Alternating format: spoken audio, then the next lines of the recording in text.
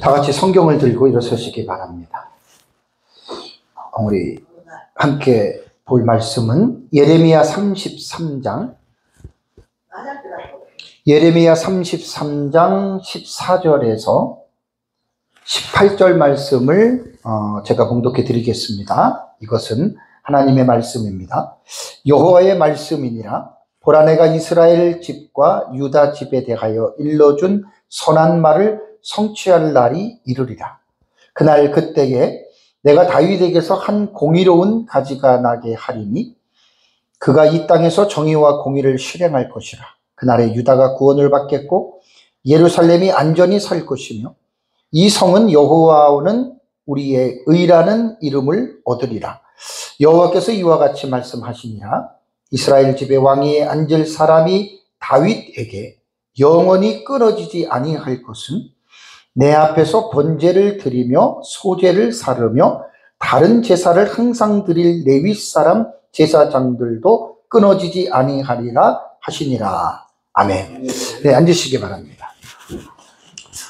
전 시간에는 제가 예레미야에 나타난 천년왕국의 본문에 대해서 여러분들에게 말씀을 드리고, 요 본문까지 이제 좀 마치고 이제 에스겔서로 넘어가려고 하다가, 어쨌든 요 본문에도 중요한 내용이 에스겔서하고 연결되는 내용이 있습니다. 요거는 대단히 지금 중요한 건데, 역사적 전천년과 세대주의 전천년에서 정확하게 어떤 구별이 되기가 힘든 부분들이 있거든요. 그 주제를 가지고 이제 예레미야서하고 에스겔에 넘어가면서 요거를 좀 말씀을 제가 좀 드리려고 합니다. 당연히 우리는 예레미야 33장 14절에서 18절 다윗과 레위 언약인데 영원히 이것이 이제 끊어지지 아니한다라고 하기 때문에 영속적인 관계에 대해서 본문이 말을 하고 있는 거예요. 당연히 우리 역사적 전천년은 천년왕국의 본문으로 해석을 합니다. 근데 무천년은 천년왕국의 본문으로 해석을 하지 않아요. 그러니까 이제 이런 부분에서 이제 우리가 좀 생각을 해야 되고, 그리고 예레미야서나 에스겔서에서 다윗에 대한 말이 나오잖아요. 다윗의 뿌리, 다윗의 가지, 이런 것들은 사무엘하 7장 12절 이하에 보면은 다윗 언약이 있습니다. 내가 너에게서 왕이 끊어지지 아니하고 영원히 왕이 지속되게 하리라고 하는 그 다윗 언약이 있죠. 그죠? 그러니까 천년 왕국에서는 1차적으로는 다윗 언약의 예수 그리스도가 바로 다윗의 뿌리, 다윗의 가지, 다윗의 자손으로서의 그 영원히 왕노릇하는 것들이 사실은 천년 왕국에서 성취가 되는 거예요. 왜냐하면 이 세상에서는 유다 같은 경우가 586년에 멸망을 했잖아요. 그죠? 그러면서 공식적인 왕은 안 나왔잖아요. 그리고 지금 신약시대도 공백이잖아요. 근데 천년 왕국에서 예수 그리스도는 육체적으로 다윗의 혈통에서 오셨잖아요. 그죠? 그래서 구약 성경에 예언한 것 중에서 예수 그리스도를 다윗의 자손이다. 그러면서 특별히 천년 왕국에서 다윗의 왕이 끊어지지 아니한다라고 하는 말은 사무엘하 7장에 다윗 언약이 바로 예수 그리스도에서 성취가 되는데 언제 되느냐? 천년 왕국이에요. 그래서 천년 동안 그 왕위가 끊어지지 않아요. 신기하죠, 그죠? 그게 바로 우리가 구약 성경의 선지서에 나타난 요 다윗의 왕권에 대한 언약에 대한 요 부분을 천년 왕국에선 우리는 풀어간다는 말입니다. 그러면 항상 제가 강조하는 게, 우리가 지금 읽은 본문이 지금 14절을 읽었잖아요. 무조건 14절부터 딱 들어가면 이게 무슨 말인지 알겠어요. 그래서 항상 이건 기본이에요, 기본. 전문맥. 그러니까 최소한 33장 1절에서 13절에 무슨 내용이길래 이렇게 이어져서 여기를 천년왕국으로 이야기할까? 이건 성경을 여러분 연구하고 해석하는데 가장 기본적인 게 문맥적 읽기예요. 그래서 1절에서 13절의 내용은 아까도 말씀드린 대로 예레미야서 33장이잖아요. 요거는 예레미야서는요 30장부터 33장을 위로의 책이라고 주경학자들은 이야기를 합니다. 그러니까 위로하는 거예요, 하나님이. 아까 전 시간에도 말씀드린 대로 선지서가 백성들의 죄만 책망한 거 아니에요. 심판만 말한 게 절대로 아니에요.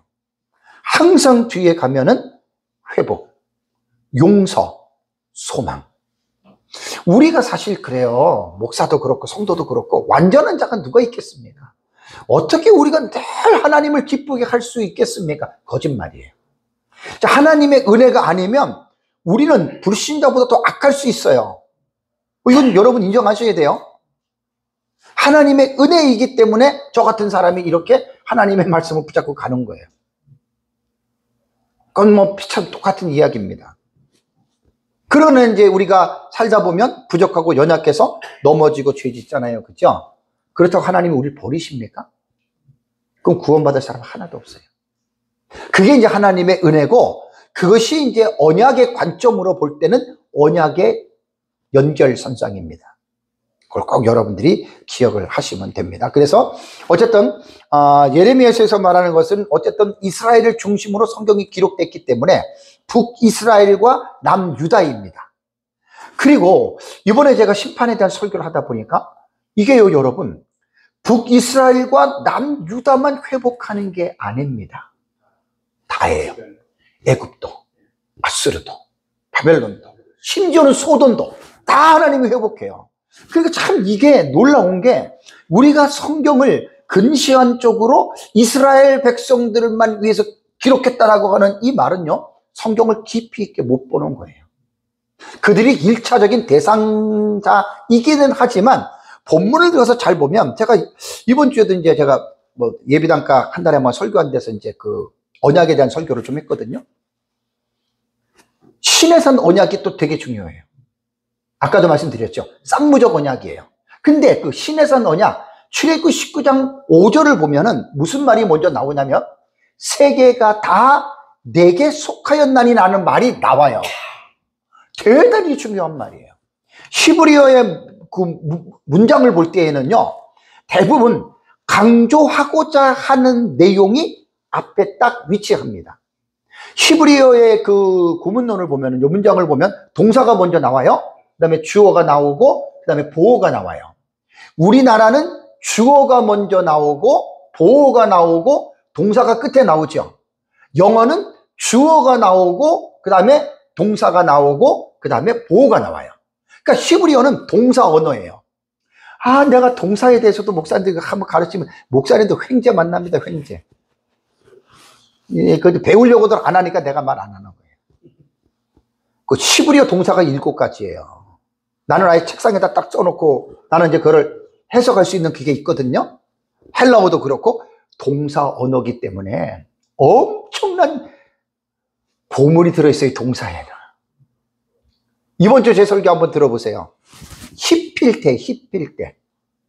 동사가. 히필때는 사역형, 능동형이에요. 우리말 성경으로는 그걸 못 끄집어내는데 원문에서는 그걸 끄집어내요. 히필형은 사역형이잖아요. 근데 능동태잖아요. 요거 철교를 잘 들어보세요. 아비멜렉이 자기가 자기 자신을 시킨 거예요. 신기하지 않아요? 아비멜렉이 아침에 일찍 일어났어요. 하나님이 일찍 일어나서 일어난 게 아니라고요. 사역형도 그래서 아니라니까요. 아비멜렉이 자기가 자기 자신을 시킨 거예요. 너 빨리 일어나. 그리고 너 순종해. 우리말 성경에서는 못 찾아내잖아요. 그게 히필때의 특징이에요. 그래서 예레미야 33장은 30장에서 33장이 주경학자들은 위로의 책이라고 말을 하면서도 이것이 절정적으로 이루어지는 부분으로서 이스라엘과 유다의 임할 완전한 회복을 지금 말을 하고 있다라고 하는 말입니다. 그래서 여기 33장 1절에서 5절의 내용은 예루살렘이 바벨론에 의해서 4절 5절에 파괴되지만 그럼에도 불구하고 하나님은 너희들을 고치실 것이다, 그 내용이고, 6절에서 9절의 내용은요, 하나님은 백성의 상처를 싸매시고 평강과 진실을 풍성하게 나타내시며 모든 죄악으로 그들을 용서하시고 깨끗게 하실 것이다. 그리고 더 나아가서 그 결과 이스라엘은 열방 가운데서 하나님의 칭찬과 영광이 될 것이다. 이것은 단순히 포로 귀환을 넘어서서 영적이고 도덕적인 정화를 포함하는 약속인데, 그럼 제가 물어보겠습니다. 남유다가 70년 포로를 마치고 돌아와서 모든 사람들에게 칭찬을 받았나요? 아니에요. 아니에요. 그래서 이 본문은 물론 이제 무천년주의자들은 뻔하잖아요. 상징으로 해석하니까 신약시대의 교회가, 그러니까 구약의 이스라엘이 신약의 교회로 대체했다. 그래서 그 신학을 대체신학이라고 하는 거예요. 대체신학.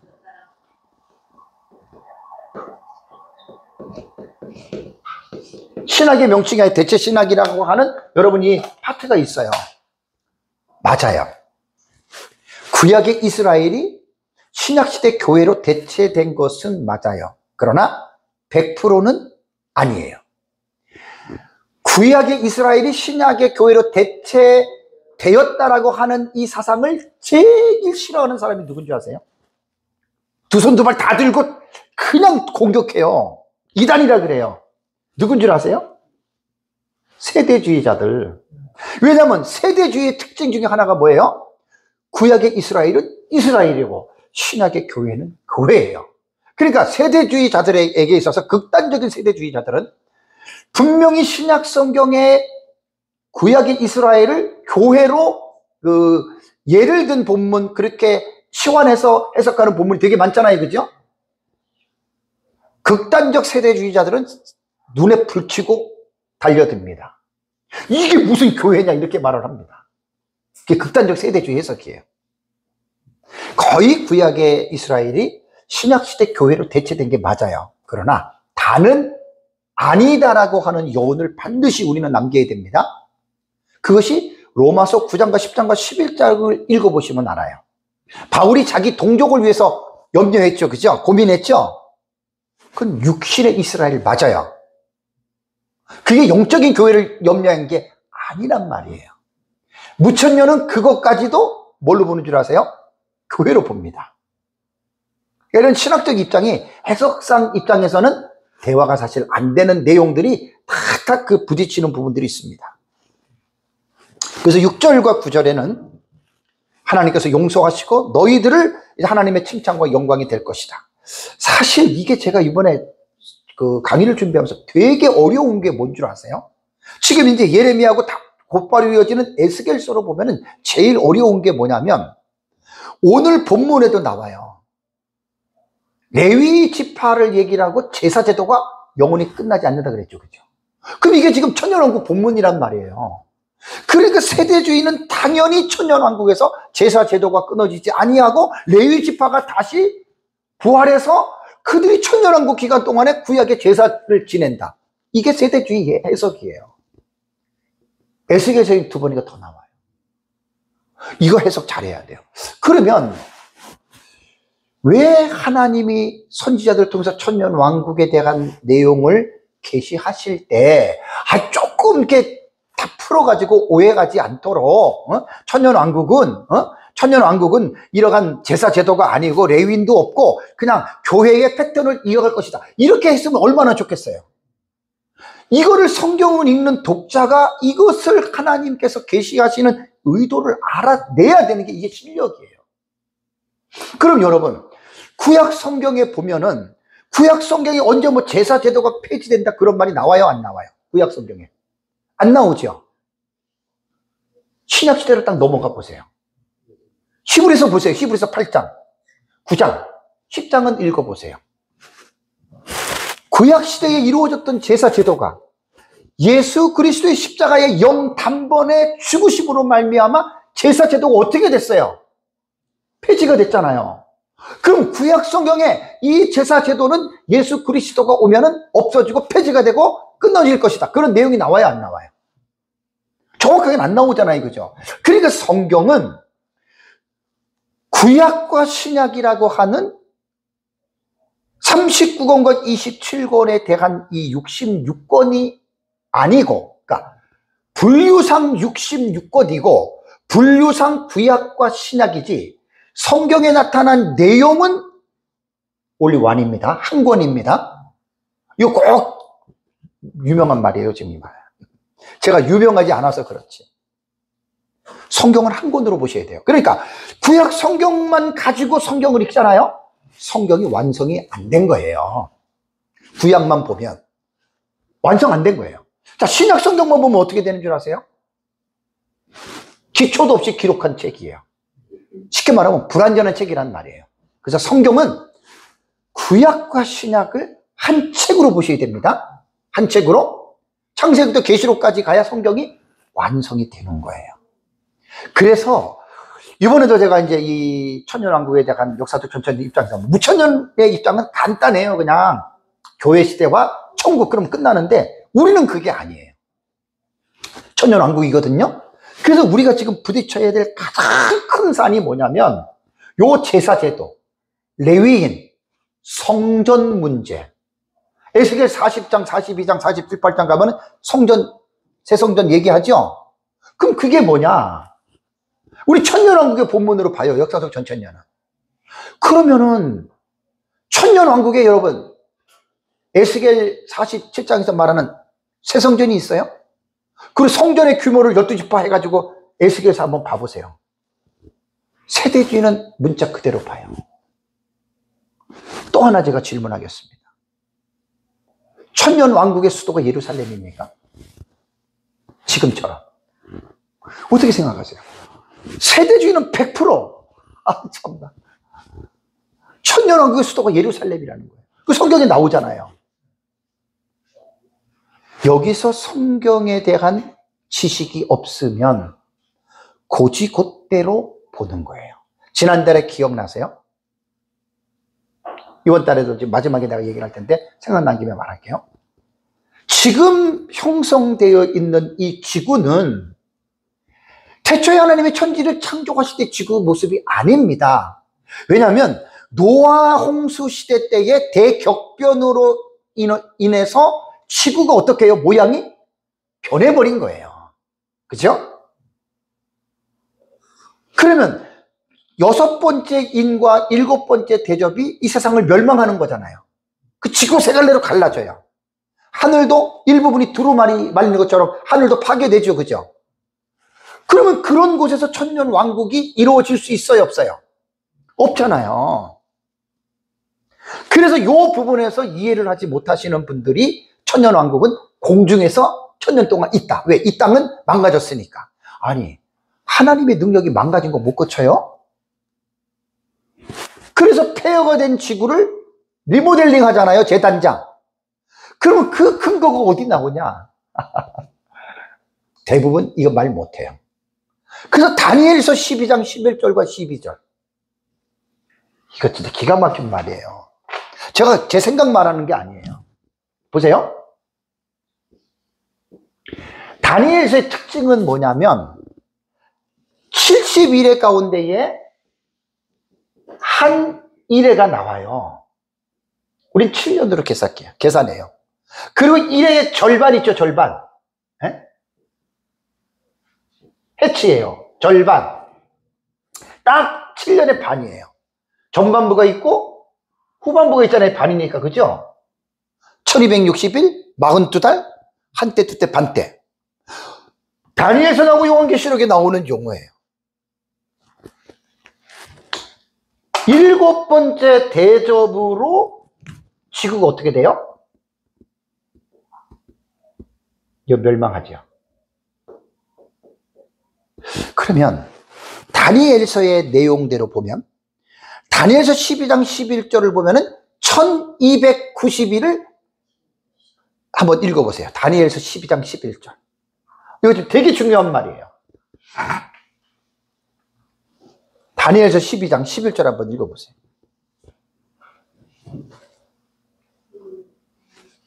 네, 읽어보세요. 그냥 찾으신 분.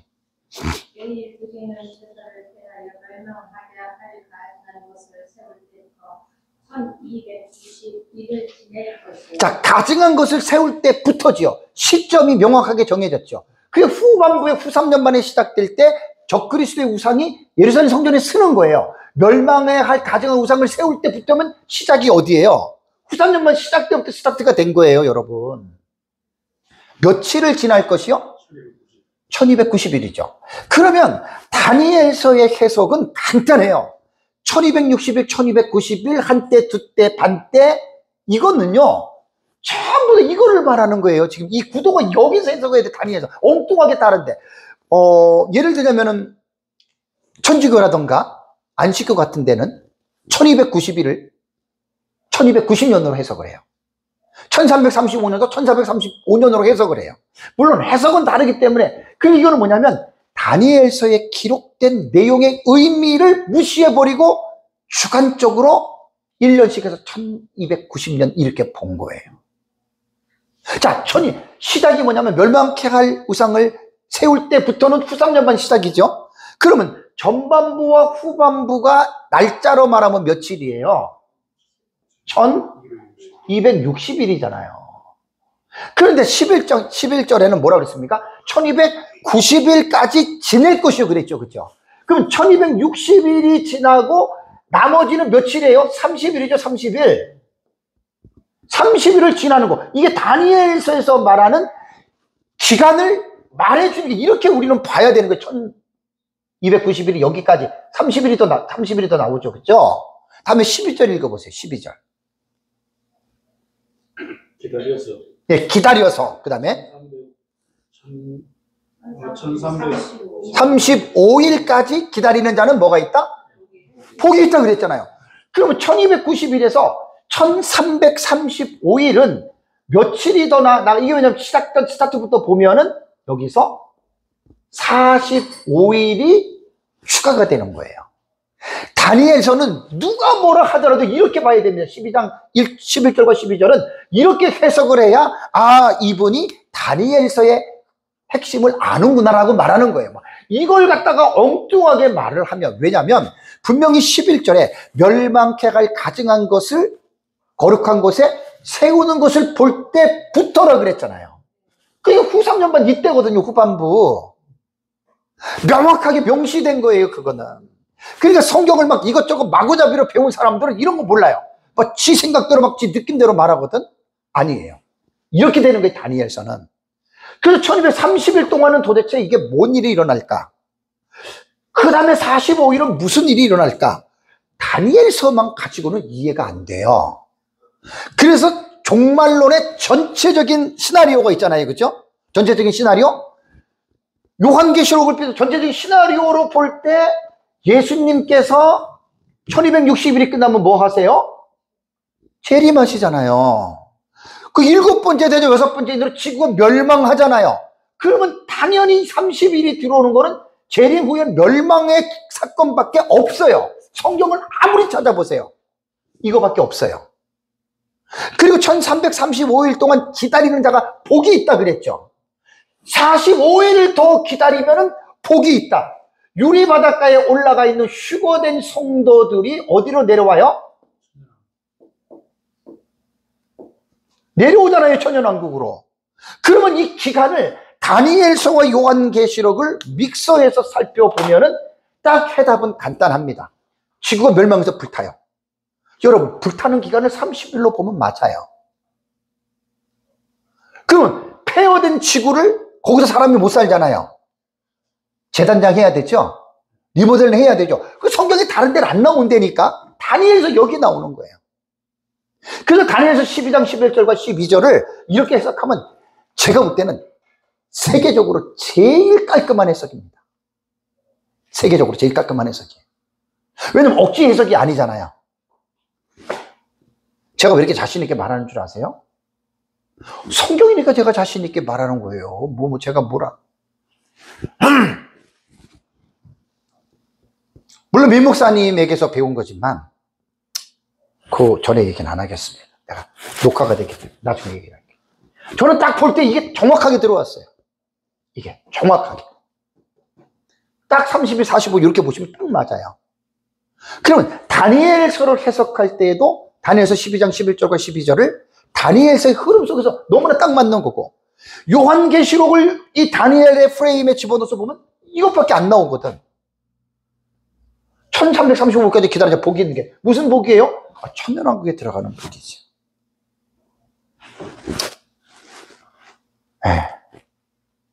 예레미야서하고 다른 얘기지만 요거는 내가 지난달에도 잠깐 말했는데 요거는 꼭 한번 얘기를 해요. 간단한 거예요. 다니엘서 12장 11절과 12절은 요 내용이에요. 이강복 목사님은 처음에는 여기다가 집어넣었다가 내가 9년 전에 들었어요. 이거를 쭉 끌어가지고 또 전 3년 반으로 왔어. 아니에요. 예. 그리고 30일을 후 3년 반 될 때 뭐 하고 또 45일을 뭐 집어넣어서 아니에요. 전문가가 그렇게 말하면 이게 성경적인 기반이 없는 거지요. 그리고 자신이 대단한 걸 발견했다고 9년 전에 직접 들었어요. 제가 10년 전에 이정모 목사님 같이 가서. 난 그때 계시록 연구한 지도 않는데 딱 들어보니까 그거 아니거든. 이게 성경의 단위에서 나온 내용이에요. 자, 통과합니다. 그래서 이제 6절과 9절에는 그런 내용이에요. 다음에 예레미야 33장 10절과 13절은 땅을 재건해 주는 거예요. 보시면 황폐했던 땅에 다시 기쁨과 즐거움의 소리가 넘치고 신랑 신부의 소리, 찬양 소리가 들릴 것이다. 이게 지금 예레미야 읽은 전문맥의 내용입니다. 천년왕국이 이런 거죠. 그죠? 우리는 딱 읽으면 딱 뭔가 오지요. 그죠? 뭔가 인사이트가 오잖아요. 무천년주의자들은 천국으로 본다는 얘기예요. 천국으로. 이 천년왕국에서 일어난 일이 있습니다. 곧 이어지는 이제 33장 14절과 18절의 내용은 심판과 황폐 이후에 하나님께서 전면적으로 구속하시고 회복을 이루어주는데 그것이 다윗의 왕권의 영속성을 위한 가깝게는 다윗 언약이 이때 성취가 되는 거예요. 그러니까 신약시대에 예수 그리스도도 다윗의 자손으로 오셨죠. 그렇죠? 그러면 예수님께서 오셔서 교회를 창설하시고 교회를 영적으로 통치하는 걸 우리는 부정하지 않아요. 그거를 already라 그래요. 이미 예수 그리스도를 통해서 교회가 세워지고 주님이 영적으로 교회를 다스리셔요. 그러나 not yet이에요. 완성된 건 아니죠. 그래서 그 다윗의 언약의 완성을 우리는 천년왕국에서 우리는 보는 거예요. 역사적 전천년. 그러니까 우리가 정확하게 표현을 하시라고 해줬잖아요. 이렇게 무천년은 그렇게 하잖아요. 그래서 이 본문을 우리는 그렇게 보는 거예요. 천년왕국으로. 그러니까 무조건 그렇게 보는 게 아니라 다 그러한 의미가 있습니다. 의로운 가지는 여기서는 뭐 예수 그리스도고요. 우리는 그 레드가 말한 already but not yet 구도로서 이거 보는 것도 여러분 괜찮고요. 중요한 건 이제 18절 보세요. 18절. 이게 이제 문제가 되는 거예요. 18절에 뭐라고 나옵니까?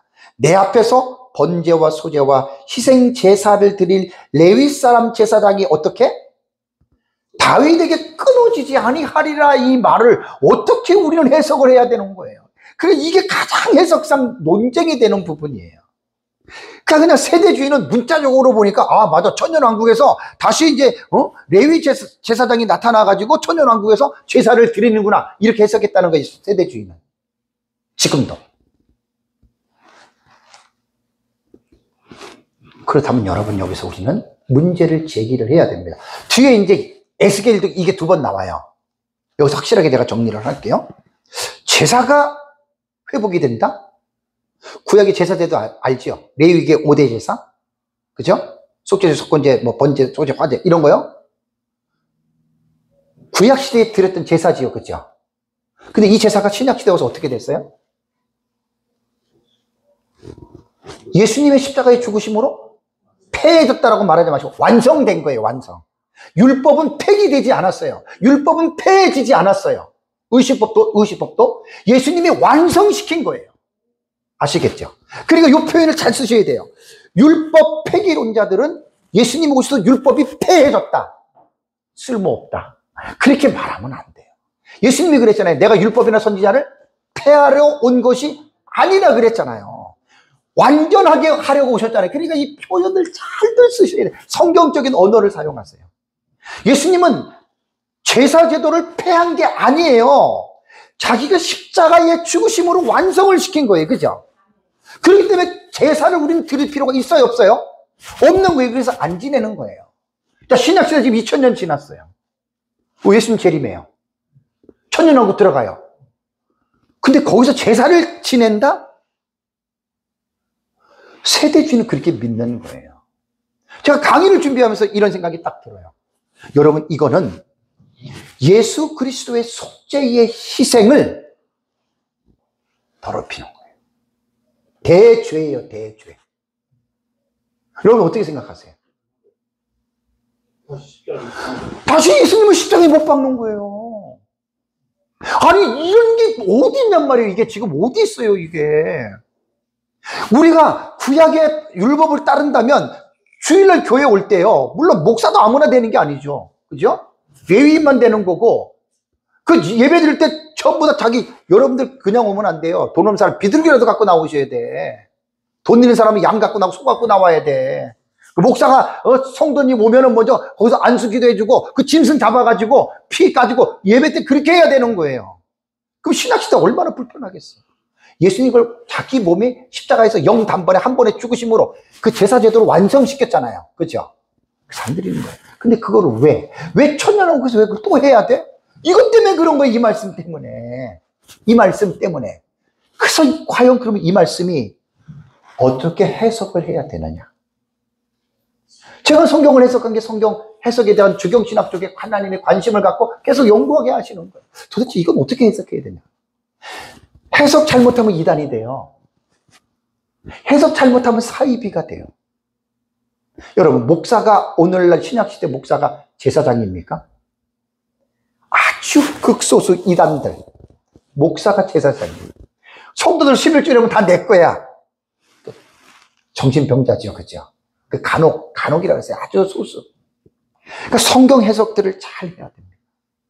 그렇다면 여러분 보십시오. 천년왕국은 어느 시대를 이어서 넘어오는 거예요? 천년왕국은?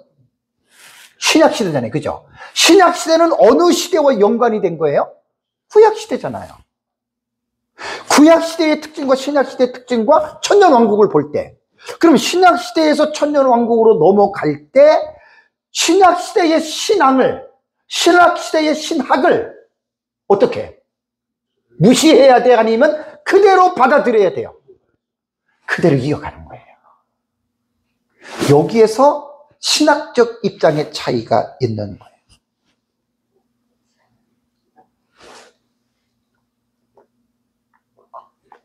그래서 세대주의자들은 문자 그대로 읽는다고요. 문자 그대로. 레위 제도가 천년왕국에는 부활돼서, 이건 완전 코미디입니다. 코미디. 해프닝이에요. 이럴 수가. 다시 예수님 십자가에 못 박는 짓을 왜 해요? 영원한 속죄 제사가 예수님의 한 번 드림으로 여러분 끝났는데. 여러분, 레위인이라고 하는 거는요, 이미 구약시대의 이스라엘 백성들이 이제 그렇게 멸망하고 넘어오면서 중간기 시대 때 되면은요, 지파에 대한 구분들이요, 거기는 사라지고, 예? 그리고 이제 AD 70년에 로마 디도 장군에 의해서 유대인들이 한번 멸망하잖아요. 그죠? 그러면서 점점 그게 사라진 거예요. 그리고 AD 135년에 하드리아누스 황제에 의해서 유대인들이 2차 반란을 일으키다가 완전히 그냥 쫄딱 망해가지고 아예 그 예루살렘을 유대인들이 다 내쫓잖아요. 거기 중동에 있는 사람들 다 집어넣은 거예요. 유대인들 다 내쫓고. 그게 언제까지인 줄 아세요? 이스라엘이 1948년에 건국할 때까지. 그래, 무슨 레위 지파가 어디 있고, 뭐가 어디 있어요, 그거. 그럼 지금 이 상황에서 어떻게 레위 지파를 찾냐고요? 자, 지금 예수님 재림했어요. 천년왕국 들어갔어요. 그러면 거기서 레위 지파를 어떻게 차출을 해요? 이미 혈통 관계는 다 끝났어요. 벌써 끝났어요. 그러니까 제가 지금 이 전천년을 연구를 하면서 의문을 갖는 게, 이게 세대주의자들도 신학자들이, 세계적인 신학자들이 있잖아요. 왈보드부터 시작해서 펜타코스 많잖아요. 이 사람들은 진짜 학위 없는 나보다도 못하지 않아요, 여러분? 그런 것도 생각을 못하는 거야, 지금. 그리고 성경을 그러니까 내가 지금까지 하나님이 성경을 연구한 게 주경신학이에요. 해석. 이거 코미디 해석이잖아요. 더군다나 천년왕국은 신약시대를 뛰어넘는 그 기간인데, 어떻게 거기서 구약성경에, 그럼 여기서 이거를 생각하셔야 돼요. 아까도 전 시간에 말씀드렸어요. 왜 하나님이 이렇게 기록을 했을까? 왜 기록을 했을까? 저는 이제 이렇게 설교할 때 얘기를 합니다. 강의할 때도. 여러분, 성경이 쉽습니까? 어렵습니까? 어려운 거예요. 정말로 어려운 거예요, 성경이. 무조건 읽는다고 깨달아지는 게 아니에요. 정말 성경 어려운 책입니다. 어렵다는 말은 공부를 깊이 있게들 하셔야 돼요. 이거 뭐 조금만 당하는 거 아니에요. 정말 성경 어려운 책입니다. 스토리를 이어가는 거 뭐 천지창조 첫째 날 먹어 이런 건 되게 쉽잖아요. 그게 어렵다는 게 아니라 그 사건을 전개해 가는 가운데에 사용하는 언어들 있잖아요. 중요한 언어들이 되는 핵심적인 신학적 용어들이 꽤 많이 나와요. 예를 들어 가지고 룻과 하는 보아스가 기업 무르기를 하죠. 그게 고엘이에요, 고엘. 기업 무른다? 신학적으로 되게 어려운 용어잖아요, 그죠? 고엘 제도가 뭐예요? 한두 가지가 아니에요. 언약? 구속사? 이거요? 그림, 모형론, 그림자, 타이폴로지거든요. 아이고, 진짜 어려워요. 근데 성경을 갖다가 되게 쉬운 것처럼 무조건 읽고 기도하고 큐티하면 안다? 저는 큐티 반대합니다, 큐티.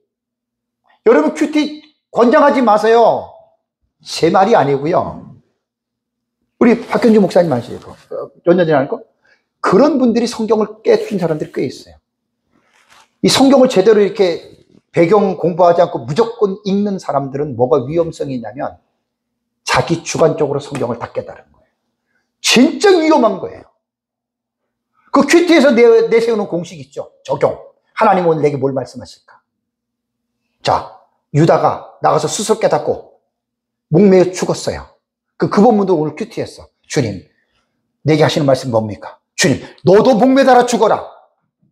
아니거든요. 그러니까 적용을 무리하게 이끌어내면 안 돼요. 큐티는 항상 그걸 강조하잖아요. 본문에서 하나님의 말씀 적용을. 그러니까 뭣도 모르고 큐티 하는데 아닙니다. 그래서 저는 이렇게 생각을 해요. 성도들이 큐티를 하기 전에 목사한테 아니면 혼자서라도 성경의 개론 공부를 많이 하시네, 개론. 주석에 보면 창세기 그러면 개론 나오잖아요.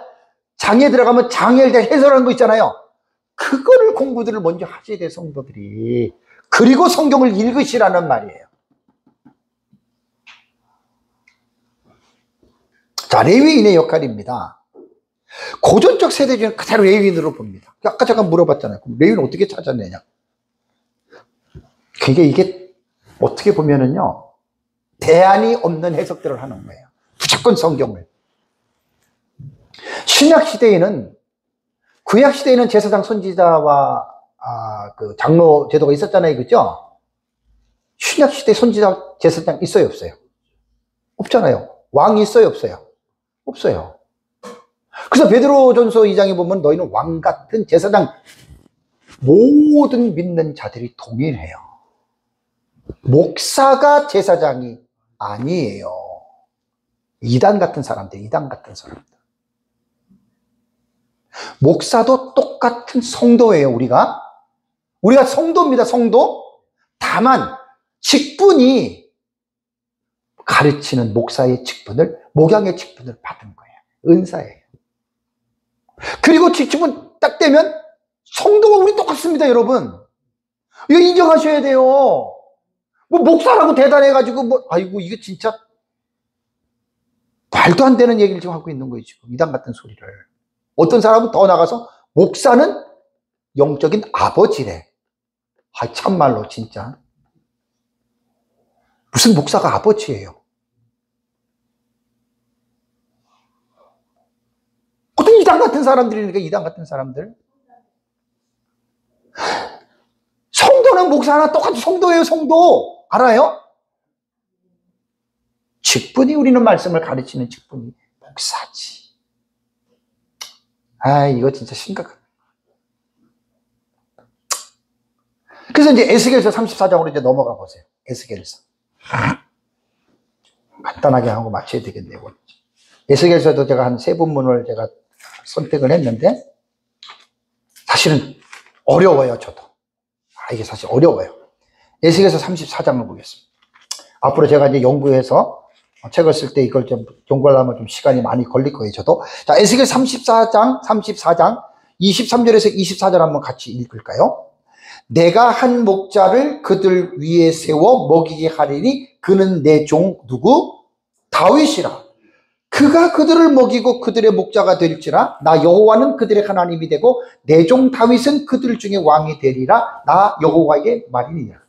자, 에스겔 사음은 기본적으로 뭘 이해하셔야 돼요? 에스겔은 바벨론의 2차 침공 때에 사로잡혀 간 자가 에스겔이에요.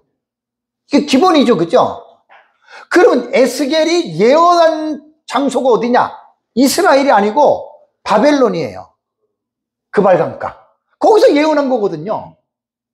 그러면 1차 침공이 605년이고 2차 침공이 597년이에요. 3차 침공이 586년이고. 이때 왕이 누구냐면은 시드기야, 그 다음에 시드기야가 맨 끝에 왕이고 여호야킨이에요.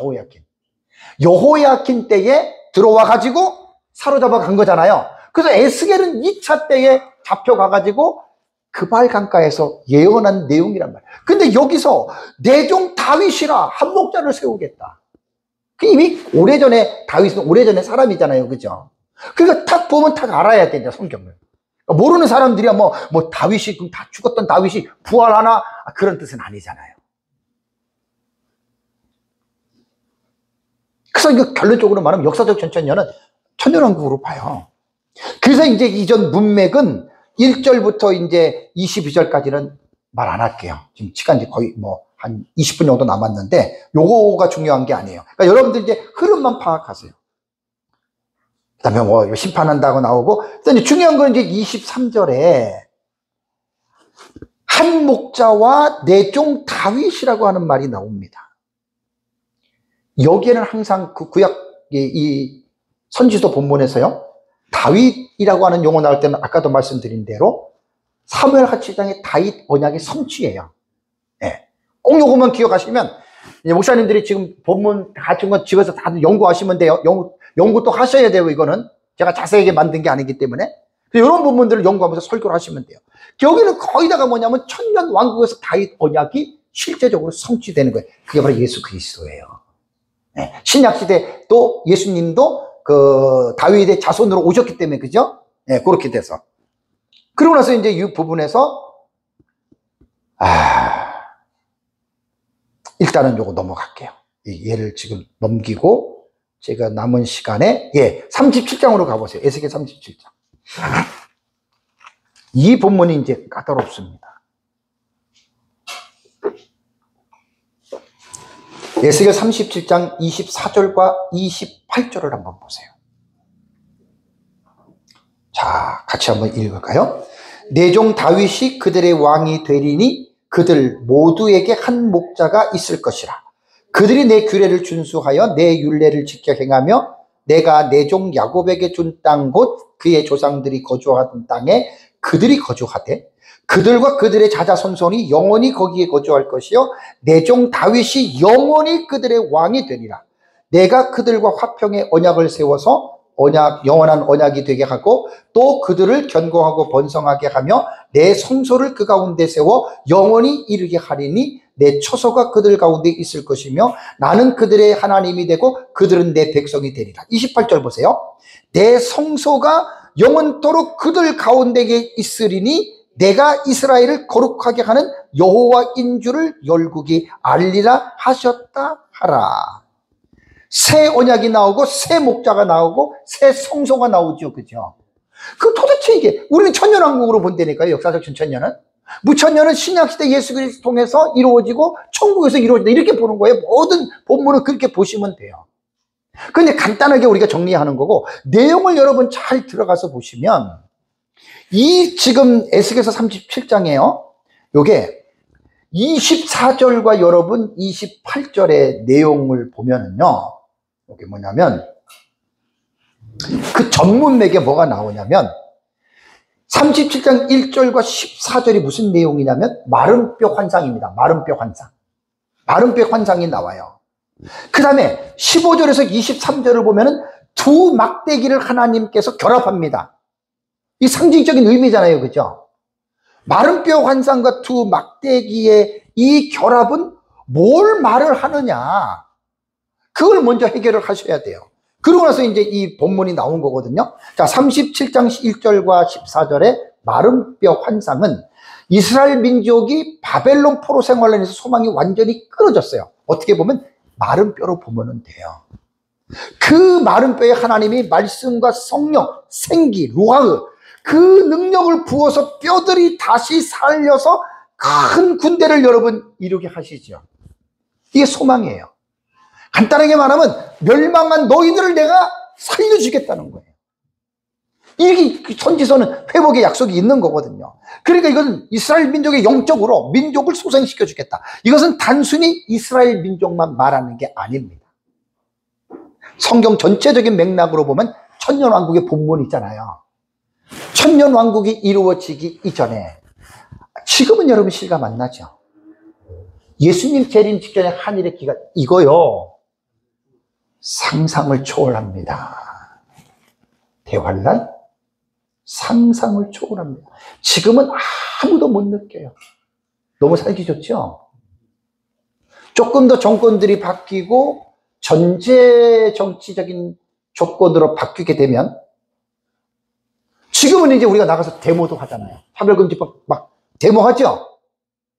전제 국가가 딱 되잖아요. 중국 데모해요, 못해요? 데모하면 그냥 땡크로 밀어버려요. 이게 자유민주주의니까 우리는 괜찮은 거예요. 공산주의에서 우리는 보잖아요. 네? 땡크로 밀어버린다니까요, 그냥. 천안문 광장 기억나세요? 참. 우리나라가 언제까지 자유민주주의를 지킬 것이냐? 몰라요. 근데 마지막 때의 정치의 흐름은요, 거의다가 우방이, 뭐 좌측이든 우측이든 간에, 그 미국도 트럼프 보세요. 완전 럭비공이잖아요. 와, 이건 진짜 완전, 왜냐면, 그리스에서, 데모크라시스에서 민주주의를 부르짖었죠. 좋은 거예요. 민주주의 단점이 뭔 줄 아세요? 배가 어디로 올라가는 줄 아세요? 다 산으로 올라가는 거예요. 이게 민주주의 약점이에요. 왜 그런 줄 아세요? 민주주의를 지향하는 공동체인 폴리스, 시민들이 의인이 아니에요. 아셔요? 죄인의 본성을 갖고 있어요. 우리나라도 뭐 문민정부 김영삼 해가지고 뭐 쭉 그다음 노태우 해가지고 뭐 해가지고 되게 자유로워서 좋아했죠. 자, 그러다가 지금까지 내려오면서 많은 사람들이 무슨 말 하는지 아세요? 그래도 전두환 때가 좋았다 그래요. 왜 그런 줄 아세요? 그때는 뭔가 그 강제하는 게 있었잖아요. 결국 민주주의는 왜 멸망하는 줄 아세요? 너무나 개인의 자유를 존중하다 보니까 이게 협력이 안 돼요. 협치가 안 돼요. 그래서 결국은 마지막 때는요, 정치적으로 뻔합니다. 민주주의든 공사회주의든 간에 두 축이 결국 마지막에 파이팅을 하는데 전부 다 전제주의자들이 나와야 나라가 움직입니다. 이제는 좋게 말로 해서는 안 돼요. 민주주의도 트럼프처럼 막 강압적으로 보세요. 남자 여자 외에는 없잖아요. 대통령 되고 나고도 완전 다 폐쇄해버렸잖아요. 개인의 자유?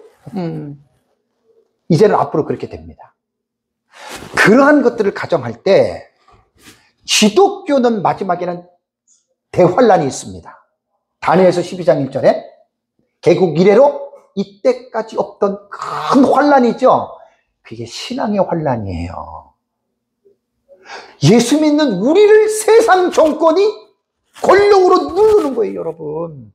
그래서 이 하늘의 공부를 우리는 충분히 했잖아요. 요한계시록에. 끔찍합니다. 지금 이렇게 얘기를 해도 몰라요. 모르는 사람. 그런 상황이 돌아온단 말이에요.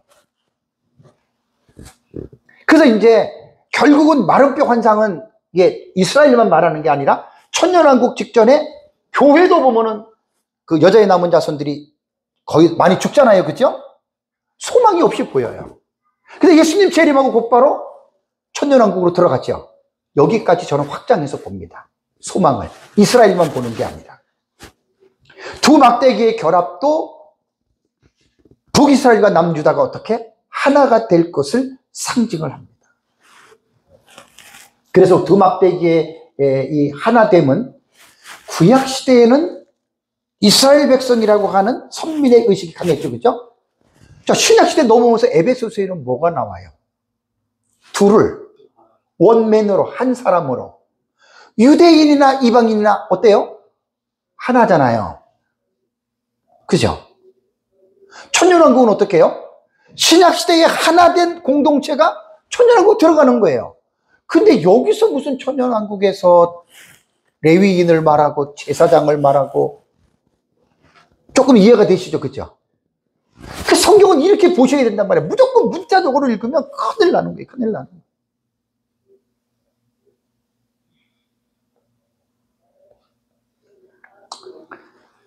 (26절에) 보십시오. 26절.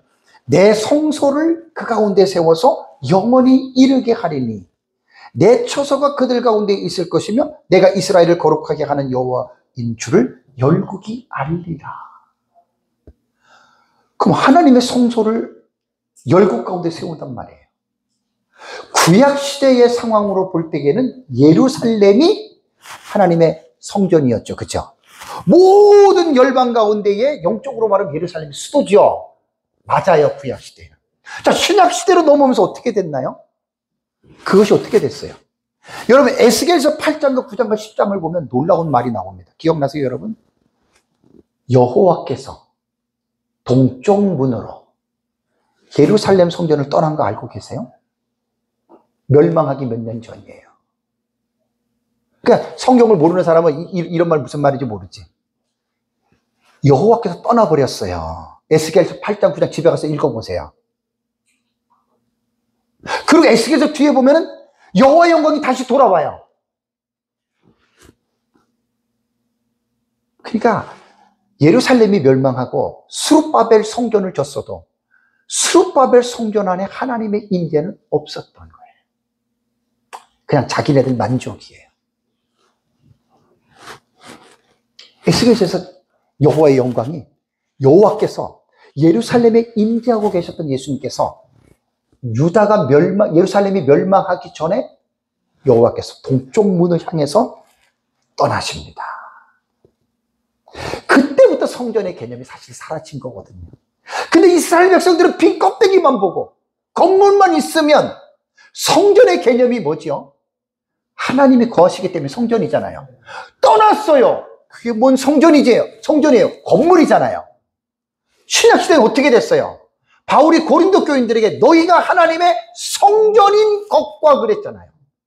신약시대에는 더 이상 건물로서의 성전이 필요가 없는 거예요. 에스겔 8장에 떠날 때니까요, 하나님이. 예루살렘 멸망하기 전에. 그런데 무슨 천년왕국에서 무슨 성소를 줘요? 이걸 여러분들이 좀 강력하게 여러분들이 생각을 하셔야 돼요. 세대주의는 그대로 믿잖아요. 천년왕국에 가면 성전이 있을 것이다. 아니, 그래서 제가 지난달에 한 말을 기억하셔야 돼요. 천년왕국은 새롭게 지구, 하늘과 땅을, 새하늘과 새 땅을 만들잖아요. 그죠? 그러면 예루살렘 성도 필요가 없어요. 지구 자체가 예루살렘 성입니다. 지구 자체가 수도입니다. 내가 앞으로 책을 쓰면 난 이렇게 쓸 거예요. 나는 이런 것들은 내가 뭐 아직 책들을 많이 안 봐서 그렇지만 내가 다른 데서 못 본 것 같거든요. 이건 내 소신으로 쓰는 거예요. 나는 그렇게 봐요. 지금 있는 지구처럼 하나님이 천년왕국을 그대로 만드실까? 나는 절대로 그렇게 안 믿어요. 지금 지구는 되게 불편한 거 아시죠? 필리핀만 해도 섬이 몇천 개잖아요. 인도네시아. 얼마나 불편합니까? 새로 만들어지는 여러분 천년왕국 하나님 그렇게 안 하실 것 같아요. 정말 그건 전부 다 노아 시대 이후에 죄에 대한 열매로서 지구가 이렇게 여러분 5대양 6대주로 갈라진 거지 새롭게 만드는 지구는 새하늘과 새 땅은요 정말 제가 볼 때는 상상을 초월할 정도로 좋을 것 같아요. 그리고 이제 태양계에서 행성이라 그러죠, 행성. 태양, 수성, 목성, 화성 뭐 해가지고 명왕성까지. 행성은 빛을 발하지 않는 별이에요. 빛을? 예, 항성만 빛을. 그러니까 밤하늘의 별이 반짝반짝하는 건 전부 다 항성이고 빛발하는 별이고, 태양계 안에 있는 것은 빛발하는 게 아니에요. 지구도 빛을 발하는 게 아니에요. 제가 볼 때는 제 추측이에요. 새롭게 만드는 태양계 정도는 하나님이 만들 것 같은데, 행성이 아니라 항성 정도로 아마 제가 볼 때는 만들 것 같고, 이거 제 생각입니다. 건전한 생각이에요. 그리고 이제 천년왕국에서는 그동안에 인류가 쌓아왔던 지식들이 있잖아요. 그죠? 이 지식이 전부 다 축적될 거 아니에요. 그죠? 천년왕국에 들어갈 때 이 지식 다 가지고 들어갑니다. 생존에 있던 사람들이 있으니까. 그 지식에다가 사탄의 간섭이 없어요. 1000년 동안 살아요. 1000년 동안 사람이. 권사님 지금 천년왕국 들어가면 권사님 신제 가셔야 돼.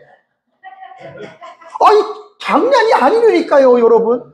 1000년 동안 늙지도 않고 산단 말이에요. 이게 천년왕국이에요, 여러분. 그러면 인간의 머리가요. 전 가끔 얘기를 합니다. 우리 애들이 지금 저기 압구정에 살거든요. 우리 둘째 딸이. 천년왕국 시대라면 여기서 뭐 태양을 지나가지고 뭐 몇 광년, 뭐 몇백 년을 지나야 가는 곳 있잖아요. 천년왕국 시대에는 그냥 빛의 속도로 그냥 쫙 갑니다. 아빠, 아우, 뭐, 오늘 강의했어? 아우, 우리 집에 놀러 와. 우리 아빠가 갈게. 거기가요, 지금으로 말하면 몇백 년을 걸려서야 갈 거리를 인간이 개발한 우주 같은 거 딱 타고 앉아 슉 가면 그냥 슉 가는 거예요. 야, 너가 사는 이곳은, 야, 우리 지구에서 보니까 정말 멋있다. 여러분, 이게요, 가능한 거예요. 저는 이렇게 생각합니다. 하나님께서 넷째 날에 별들을 만드셨죠. 우주에 다 채워 넣었잖아요. 여러분, 왜 만들었을 것 같아요?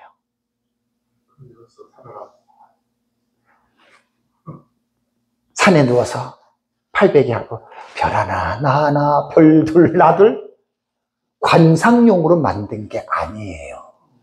저는 그렇게 생각합니다. 아담과 하와가 범죄하지 않았다면요, 벌써 그 우주도 인간이 다 정복하고도 남죠. 저는 그렇게 생각해요. 제 생각이 좀 이상한 생각입니까? 죄를 짓고 나서 인간이 쓸 수 있는 이 뇌의 아이디어가 97% 이상이 망가진 거예요, 여러분. 지금 과학자들이 발견하는 게 지극히 소수 조금씩 발견하는 거예요. 그러니까 천년왕국 들어가면 완전히 모든 사람이 슈퍼인간이 됩니다. 완전히 우주가, 왜냐하면 하나님이 다스리고 정복하라고 하나님 만드셨잖아요. 인간에게 만물의 영장의 지위를 줬잖아요.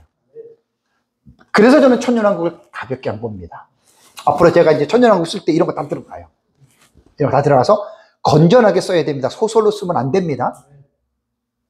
그래서 하나님께서 이제 우리가 지금 지구는 이게요, 사실 좁아서 인구가 많이 못 살아요. 지금 80억이 넘잖아요. 네. 왜 지구만 보세요? 하나님이 천지창조 지구만 만들었나요? 끝도 없는 우주를 다 만들었는데 그것도 인간에게 준 거라고요. 인간에게 죄를 져서 그걸 못 다스리는 거예요. 자, 천년왕국 그게 회복이 돼요. 그래서 역사적 천년 입장에서 천년왕국론은 소망을 줘요. 희망과 즐거움을 줘요. 그리고 하나님에 대한 오해가 풀어져요. 더 이상 말 안 할게요, 시간. 그래서 성소는 여러분 그렇게 보셔야 되고요. 그래서 그냥 천년왕국에 들어가는 새하늘과 새 땅은 절대 지금처럼 이렇게 안 만듭니다. 저는. 예루살렘 성이 필요 없어요. 지구 자체가 예루살렘 성입니다. 그렇게 성경을 본문을 해석을 한다면 세대주의자들처럼, 그러니까 그게 좀 어떻게 보면 조금 부끄러운 거죠. 그죠? 성경을 좀 너무나, 그죠? 너무나 성경을 가볍게 보고, 네? 성경 전체를 꿰뚫지 못하는 이게 세대주의자들의 해석이에요. 레위인도 그렇고 성서도 그렇고. 그리고 또 하나 더 웃긴 게 뭐냐면요, 제사 지내는 거 있죠. 제사 지내는 거. 야, 이거 말도 안 돼요. 예수님 다시 십자가에 못 박는 거.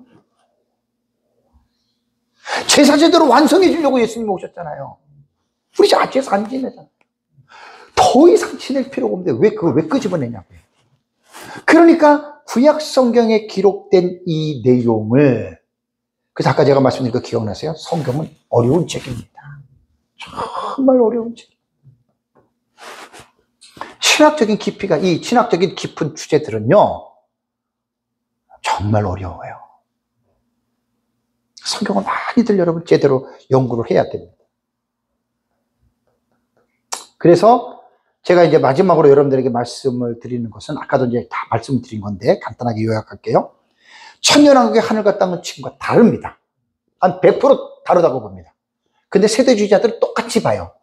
똑같이 천년왕국의 예루살렘 있대. 그거는 넌센스고요. 두 번째는 천년왕국의 백성들은 이스라엘과 이방인들의 구별이 있습니까? 없습니까? 없어요. 절대 없어요. 우리 신학시대인 우리도 그렇잖아요. 이스라엘하고 우리 구별해요, 안 해요? 안 해요. 이미 에베소서에 보면은 이방인들과 유대인들이 하나 되게 했잖아요. 원 바디로 만든 거예요. 원맨. 하나가, 둘이 하나가 된 거예요. 하나가 됐는데 뭘 여기서 또 나누고, 그래서 세대주의 신학이 그게 위험한 거예요. 세 번째는, 아까 말씀드린 대로 천년왕국은 신학시대의 신앙을 그대로 이어가는 곳입니다. 어떤 교회에 4천억, 5천억 들어가지고 예배당을 줬어요. 성전이래. 그게 무슨 성전입니까? 아이, 참 웃겨도 참. 우리 같이 조그만 교회, 지하교회는 그러면 성전이 아니에요? 성전이라는 용어 자체를 쓰면 안 돼요. 건물하고 안 된다는 거예요. 우리 속에 하나님이 계시는 우리가 성전이에요. 성령의 전이에요. 하나님이 어디 건물에 계십니까? 하나님이 그 구약시대 예루살렘 성전 말한 거지. 몇 천억 들었다고 해서 하나님이 좋은 집을 하고 거할 것 같아요? 아이고, 참 웃기는 얘기지. 그래가지고 성도들한테 그냥 성전 건축한다고 막 다윗이 건축하고 막 했던 성전 건축 헌금 말하고, 오해하지 마세요. 쇼예요. 어떻게 목사님은 그렇게 얘기하냐? 여러분, 제가 틀린 말 했어요? 무슨 성전을 줘요? 뭔 성전을 줘요? 구원받은 예배를 드리는 우리가 집을 짓자, 그 말을 해야지. 그걸 왜 자꾸만 성전의 개념을 들어가지고 일평생 한번 성전 건축하고 죽는 것이 여러분들의 소원을 가지십시오. 아니, 어떻게 소원을 듣게 그거밖에 없어요? 영국에 그렇게 유명하게 대화려하게 떴던 수백억 수천억을 들였던 그 당시 예배당이 지금 뭐가 된 줄 알아요? 뭐가 됐어요? 나이트클럽, 디스코집, 술집 이런 걸로 변했잖아요. 건물은 건물일 뿐입니다. 건물에 성전의 개념을 집어넣는 것은 잘못된 거고 심각한 사람은 이단이라 그래요. 이단은 아니지만 그런 말을 쓰면 안 됩니다. 그래서 신약시대의 그 신앙을 그대로 가지고 천년왕국으로 들어간다. 자, 오늘 강의 여기까지 마치겠습니다. 에스겔에서 제가 조금 더 깊이 있게 설명을 못했지만 원래 사실 어려워서 저도 준비하면서 되게 어려웠던 거예요. 어려웠는데 어쨌든 제가 마지막에 정리한 요 세 가지만 여러분들이 잘 기억하고, 목사님들이 계속 성경을 연구하면서 천년왕국의 본문은 우리는 사명감 갖고 연구를 해야 돼요. 그죠? 우리는. 그래서 하면서 요런 부분들에 있어서 목사님들이 무천년과의 우리와의 차이점을 잘 기억하시고, 그래서 천년왕국에 대한 이 내용을 깊이 있게 연구하고 또 우리가 그렇게 믿고 또 그렇게 가르치시기를 주님의 이름으로 축복합니다. 한번 다 같이 기도하겠습니다.